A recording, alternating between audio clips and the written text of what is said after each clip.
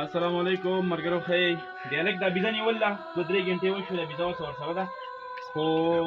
دا د بيزا تاسو باندې تاسو به موږ کوو چې دای په سکه کې نیول ده څه نقصان یې کړی ډیلک دا بيزا نیول ده 2-3 غنټې ورسره ده وګي تګي نه څه خوراک ستا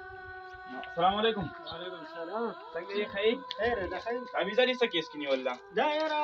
تا ته ښه پته ده چې بارانونه نشتي اوبه نشتي او موږ بره باغ کرلی دی په کې ټماټر وي بینډۍ دي پکې نوره هر قسم سبزي ده پکې وروره دا بيزي نن درېیمه څلورمه ورځ ده چې راځي او بس مالک یې نشته. نو اوس تاسو څه غواړئ تاوان به د خپل فصل غواړئ یاره دا خو تاوان به لازمي غواړو ځکه چې نن سبا ډېره مهنګایي ده د ټماټرو کیلو په څو دی او چې